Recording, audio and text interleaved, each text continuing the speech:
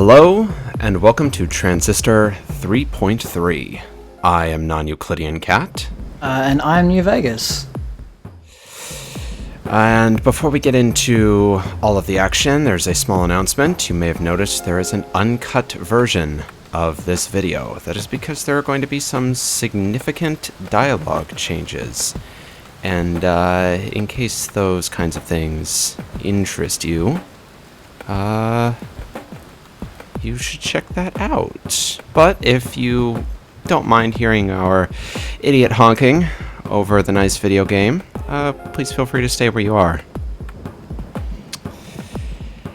Anyways, New Vegas, what is your experience with Transistor? I have played this video game. How much have you played this video game? At least twice.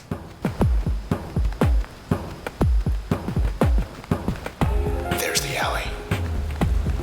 Hey, look. Begin. This is Royce speaking, and I am calling for a truce. So, truce. Okay. I'm being civil. See, I very much like the process to, well, stop doing what it's doing. And I suspect you'd like that too. If so, why, then let's sort this out. Maybe we can sort this out. We'll see about that. Yeah, so I think I've played through this game more times than the developers have. So you thought it was about time that you brought in me, an expert on video games. Yeah, I mean, of course. Fantastic. Of course. Now I would like to make an announcement. What can it do? This line right here that Jack is about to say is the only real one. Yeah, come on. Something people want to. Alright, now that line, no, with that line right there, everything that Roy says that doesn't match up with the original run is me. That was me screwing around with files, and I will be exploring that in depth on the next installment, the Deep Dive number 2. But suffice it to say, there is a lot of unused dialogue in this game, and I decided to put some of it in. There's some interesting world building and some character building that you've sort of missed out on without that dialogue. And I wanted to give everybody the complete picture. Yeah, that'd be cool. I really like it when you get to see, like, unused stuff. Fairview. What to say about Fairview? Fairview wasn't ever finished. Wasn't ever a priority. I mean, what good is a suburb when the town has got it all? Well, I've been around enough, seen things change and change and change. Enough that, well, I realized I like the quiet here. I like the quiet. It's calm, gorgeous view, really. I want a little distance from the town. Somewhere I can do my work, real work, I mean. Free from distraction. Doesn't get a lot of visitors, huh? Yep. Alright, so now let's talk about what you gave me. Yes. Your loadout. You not only gave me a loadout, but you gave me an ethos behind the loadout, which was stun lock everybody and then just blow them up with a ton of packets. Yeah. But you also gave me a loadout that was based on sort of original game restrictions, sort of half the memory count and not all of the slots unlocked. So I did what you did, and then I decided, hey, let's make this a collaborative effort, and I decided to fill in the rest of my spots with things that sort of fit in with the ethos that you gave me. Heck yeah. So right now I'm circling how much memory I've got left over, and that is the original loadout that you gave me, and I'm like, okay, so how can I add to this? And, well, first thing that I thought of is, well, you said that the packets are going to be the main deal, so let's just bump the damage of everything up. Let's ensure that more things will be stun locked with bounce and, well, I guess with crash and bounce, equipping bounce to crash and crash to bounce, and then putting bomb into the passive slot, so I'm constantly spitting out packets, just in case I don't have time to lay them down in the middle of battle. Yeah, that sounds like a really interesting idea, actually. Like, one of the things that I liked a lot about this loadout, like, I did it on my second run through. Oh. And, I kind of, like, I got halfway through that run, and then stopped for whatever reason, and I didn't come back to it for, like, a couple of weeks. And, I'd forgotten how I'd used it initially, and I kind of came back in and I was like, what the heck is going on here? How do I kill anything? And like I kind of just got into the habit that I'm pretty sure I might have seen at like one of the GDQ runs of this game. Oh, there have been speedruns? Yeah, there was one. I think it was like AGDQ 2014. But basically, do you remember the time? I think it was like, might have been like 45, 50 minutes. Oh, wow. That's like half the time that I could do. Yeah, they, Dang. from what I remember of it, the whole, idea is basically you just don't use turn as much as possible, and instead you just, like, spam packets, and that, like, does, like, really high damage, and then you can just, like, combine that with, like, Crash, I think it was, that they used, and then, like, it just destroys everything really quickly. And so, yeah, it was like, I was kind of emulating that a little bit when I did it, and, like, just, like, kind of go into, like, turn mode, like, spam a bunch of packets, and then because you can still crash things while you're outside of turn, like, you can kind of stun lock them, and then wait until you've got another turn and then just drop a bunch of packets and then like rinse and repeat. Yeah. It's took me a while to figure out how to make this one work because, you know, with the haircuts being so damaging, I really wanted to keep my distance from the men. Yeah. And so I just, okay, I'll lay down a packet of packets here in the back, and then I'll try and pull the men towards me. And no, they actually don't like to travel very far from their starting position, so it didn't work too well. I'm a little bit like disappointed that I only played this on my second run through rather than my third one, because like the way that they scale through the different like New Game Plus modes would have been really interesting to see. Well, I'm checking it out here at least. Yeah, it's if you're curious, the Haunters only have two versions, 1.0 and 2.0, and it's just a flat health and damage increase between the versions. Are you I haven't exactly caught up in a little while, but are you playing with any limiters on? Yes, I've got the double damage, the shielded eggs, the double eggs, and superiority, which causes extra processes to spawn. Oh, that's... Yeah, so it's like, hey, I'm doing pretty good. I've got the stealthy haunter down, so that's good. That's good. And then here's a couple of weeds and a tripod and This looks like I'm very glad that I'm not playing it, because it would get away from me very easily. I am a very turn-heavy player.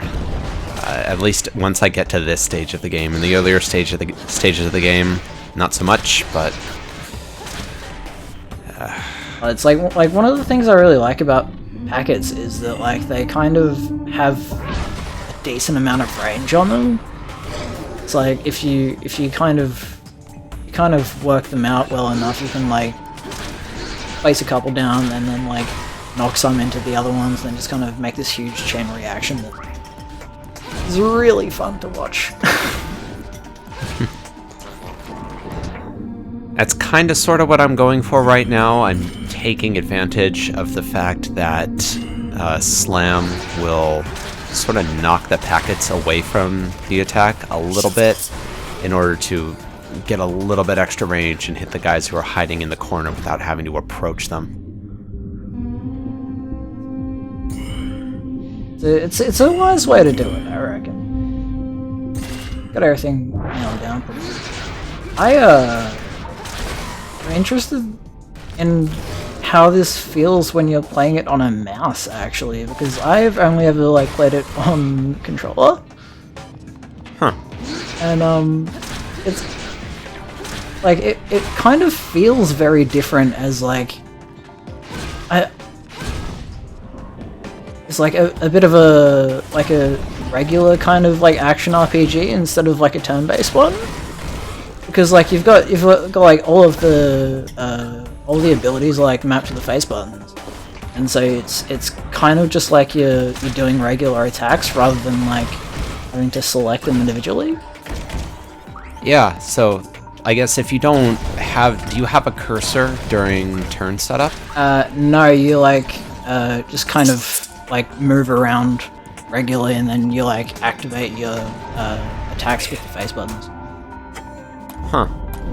So yeah, that's really interesting. So having a cursor during turn lets you place things and aim with a pretty good deal of precision without having to move at all.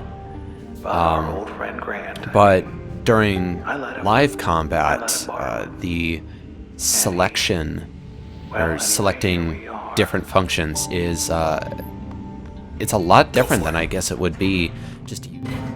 We knew we'd have our detractors. What we were doing was wrong. In the traditional sense. In the contemporary sense. Asher, though, he had a way of helping us keep a low profile, letting us work in private. And he meant something to Grant. Helped fuel Grant's fire. Poor Asher. Before the end, he went and told you our whole plan, did he? Expecting what? Your sympathy. Your mercy. I can't really see myself playing the way that I would usually play it with a mouse and keyboard, because that would be just bizarre. It'll be interesting to see how you keep going through all this kind of stuff. I kind of feel bad that I made you use this weird combination, to be honest. No, like that's the whole point of this, like, part of the Let's Play is bringing in other people's ideas and having fun with it. Like, give me the weird stuff. I like it.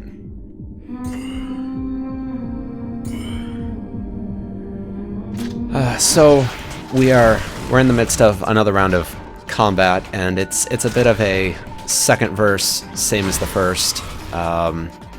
The men are a little bit more spaced out right now, so I have to deal with running from the haircuts basically no matter where I am, except for one corner way in the back, and then a whole bunch of guys are going to spawn in, but it's not going to be that different from the first one. So while all that is unfolding, I believe you have a topic in particular that you would like to talk about. Yes. So yeah, if anyone doesn't know, I do like music stuff and mess around with the bleep and a bloop from time to time. But the music in this game is actually really interesting. It's like similar in kind of concept to the Supergiant's last game, Bastion. The music is done by Darren Korb, who's like just fantastic. I want to be him on there. He's so good at everything. But the way that this game like marries the whole concept of Red as a character, like she's lost her voice. She like is a singer who's lost her basically reason for being. Like it's really deep and like makes you feel a lot of things. At least it did for me. But the way that it marries the concept of like her like having lost her voice, only being able to hum, and then like the way that it kind of like always features humming in the background, especially like at the moment during turn.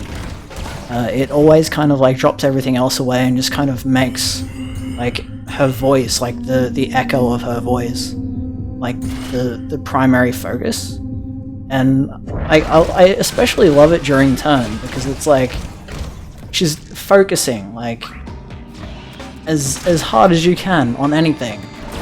Like she's just. If I may interrupt briefly, the development name, the code name for turn is focus. Yes. But yeah, like when she's like kind of putting it all on the line essentially, and like how to say, I guess like it's kind of when she's incredibly like just laser focusing on what it is that she needs to do. She's still got music in the back of her mind because like it's who she is, and the way that it's implemented is perfect. Essentially, like there's so much in the design of this that like would influence what I would want to do if I eventually make a video game. Anyone who wants to make video games out there, hit me up.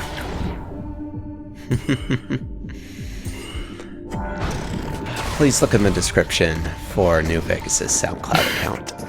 It's okay. I've got a little bit on that.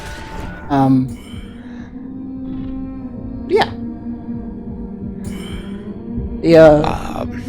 Another interesting thing actually about the music in this is that it's all done with a series of layers. So the way that it works essentially is that there is like an underlying it's the way that a lot of music in modern games works actually, but there's like an underlying like kind of bed track, which is like the main soundtrack of like an area. And then if you enter into like a battle, then they'll like kind of like add in extra layers and like automate things so that it gets a lot more intense. And then in this game, they made the best decision that has ever been made in a video game, and they gave you a button to hum. That was rough. And it is so good. Gotta keep going. What can I say about the process? Process is, let's see, old is this town. Stubborn too, not prone to flights of fancy, very ethical, really. Follows a certain code, a certain set of rules. Rules, of course, can change. Everything can change. It's beautiful all the time, every time.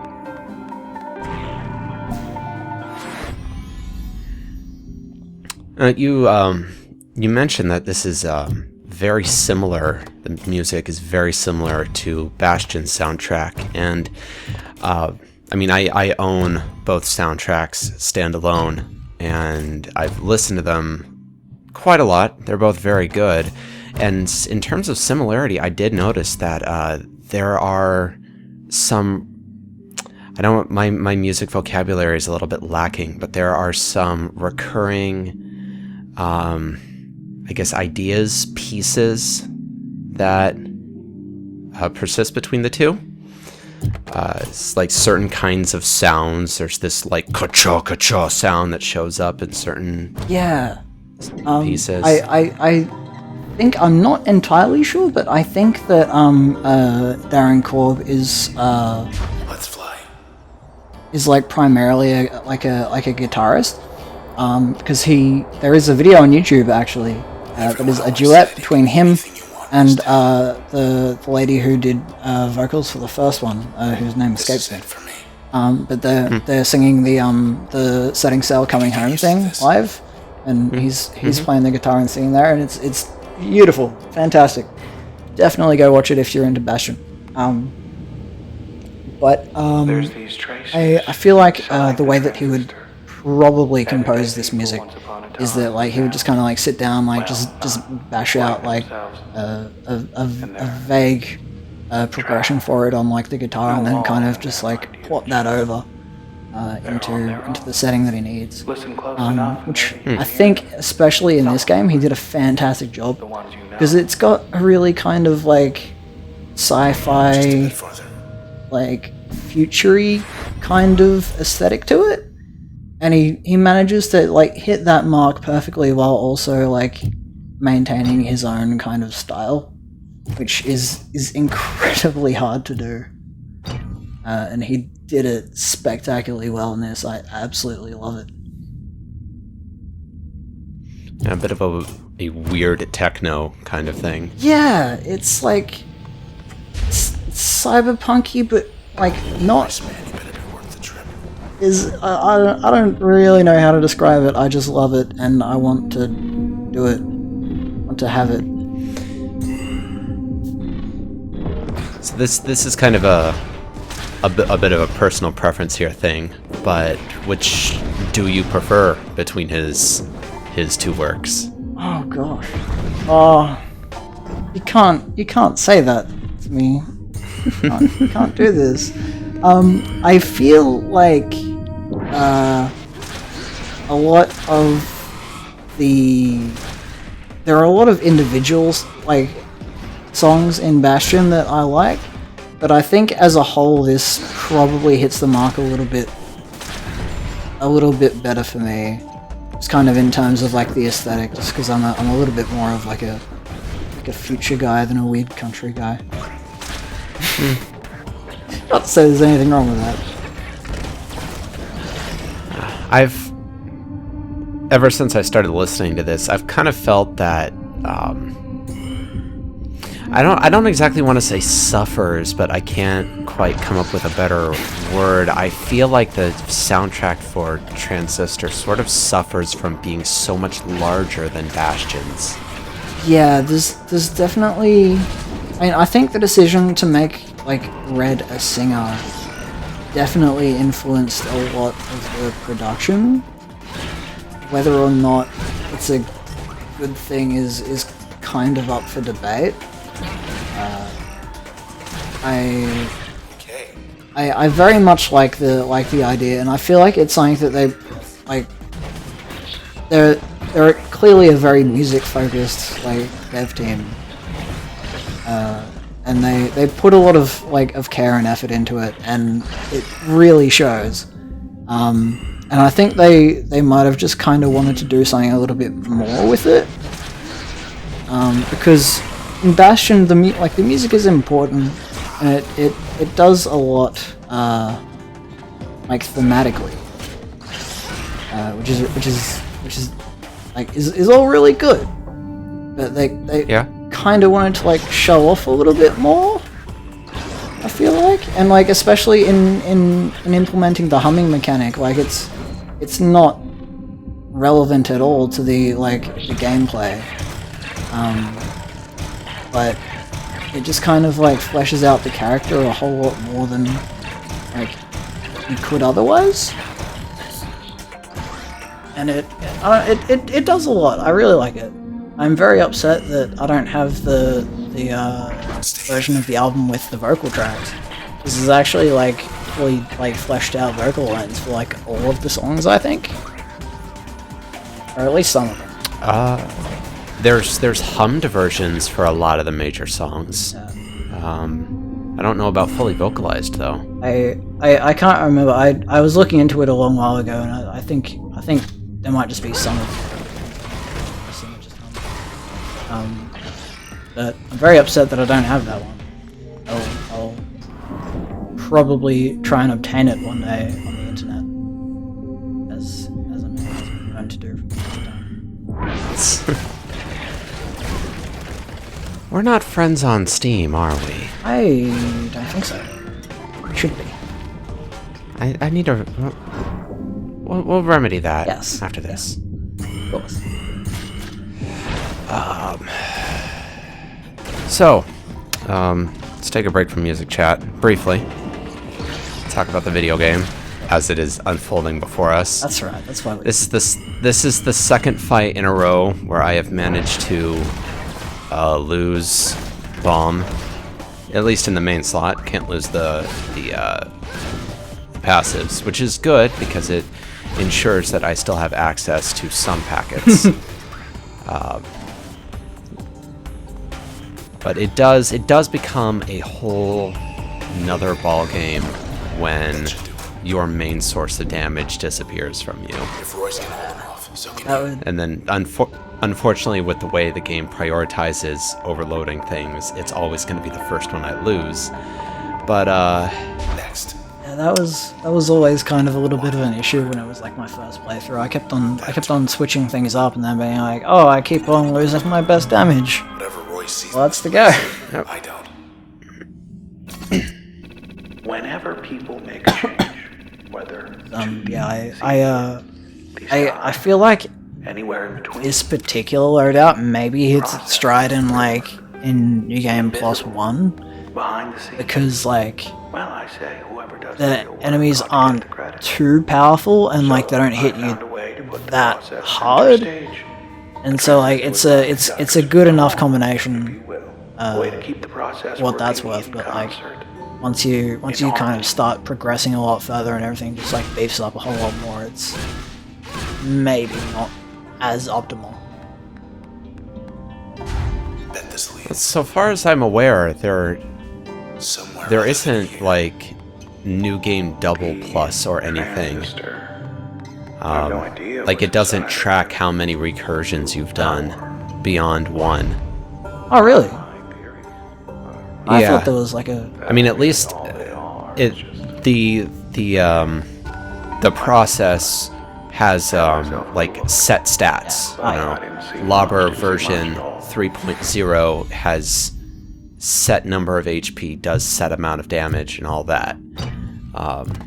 In my granted not exhaustive perusals of the code, I haven't seen any sort of scaling like you're talking about. But it might exist. I might have just missed it. I always like I felt like things got like a little bit easier than they might have like should have been, but also I was kind of a little bit out of it while I started playing my later runs, so I might have just kind of made it up. I do that from time to time. It's a little bit hard to tell with this game. So I feel like they might have intended that kind of thing to exist because there was a 4.0 version planned for all processes except for the men, and that just never got implemented. But so far as I'm aware, it only just cares if you are on a recursion. It's bizarre. Like it's like I always kind of I thought they were a little bit more unforgiving, I guess, with their later runs.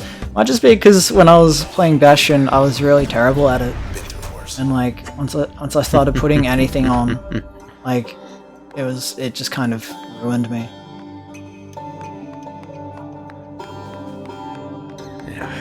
So right now I'm kind of running around because on this screen, Royce's little proxy tends to get a bit lost after the fight.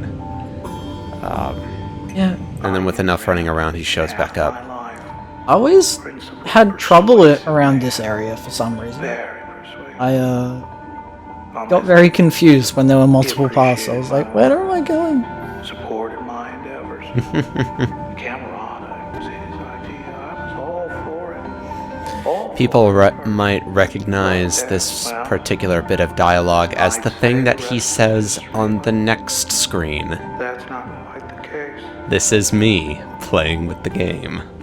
Messing with my head. The code is actually extremely easy to mess with.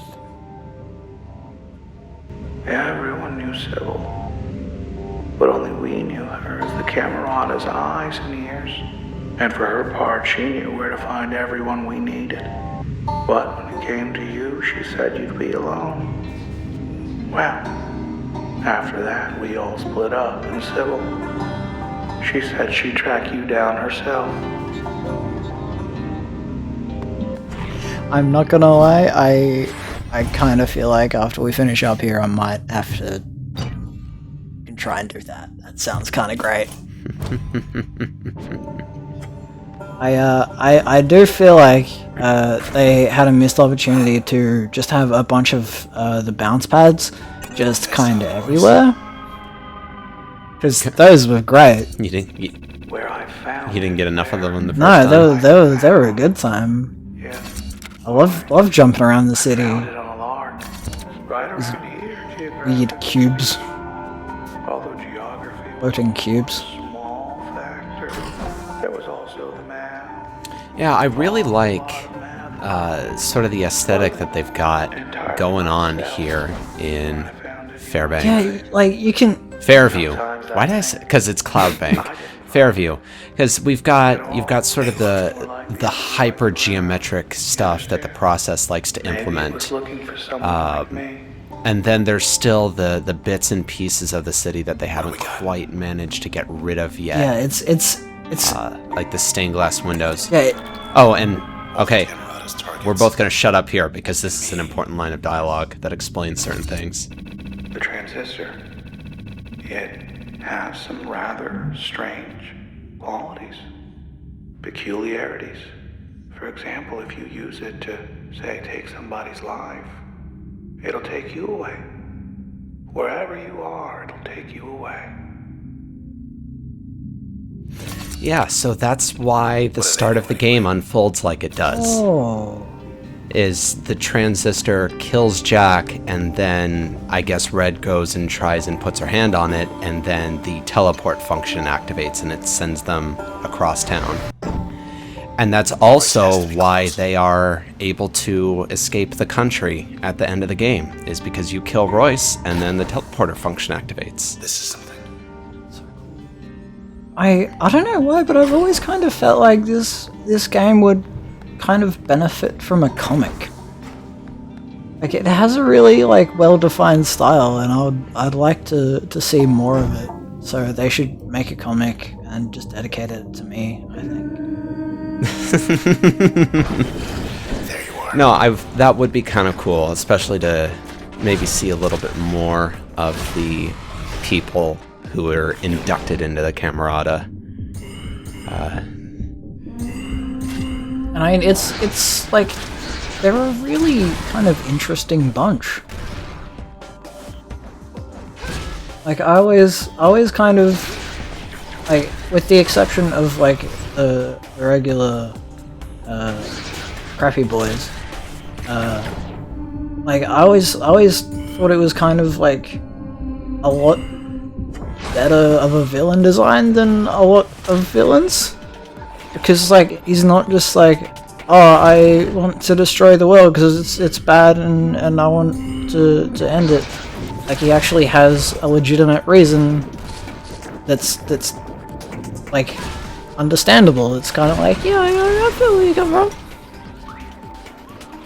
Yeah, like I spent a good deal of time thinking about the Camerata's little motto of when everything changes, nothing changes, and after a good amount of while, I think I managed to hit on what they were trying to go for with that. Yeah. So the way I read it is there's this idea that when a population doesn't have to worry about things, they get progressively more and more indulgent, and so they don't have to change. And in a city where no one ever actually has to do much work, it's all just for your own entertainment and edification, you are free to let your desires spiral out of control.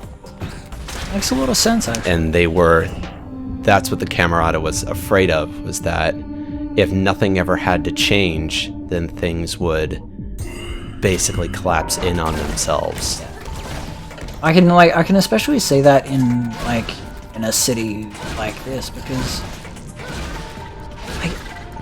everything, it's like a lot of kind of futures where they're everyone's all in heaven because they don't have to do any work anymore. It would be supremely boring. I've been on holidays for a couple of months and I'm in hell. I feel like everyone has to have something to do, and if you don't, you just kind of stagnate. And it is really important for them to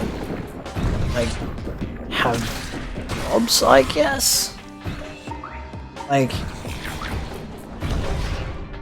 have to keep the people satisfied. Yeah, I mean, they've all got jobs, but it's just you select your job and then you have it. There's not really the game never gives any sense that anybody has to work at anything. I guess with the exception of the athletes like Olmark who have to train their bodies, but the radio reporter Tennigan, he goes from a deacon to the most popular radio personality in the entire city with no effort, and that's a comment on the strength of his charisma, but also a comment on how easy it is to make major life transitions in this city. Yeah. If anyone can do anything, what's the point in being good at anything, really? Red's certainly an exceptional singer, and that's great. I'm absolutely a fan. But if anyone else can play in the same theater that she does, for example, where's the real inclination to be good at it if just anyone can wander in and join you?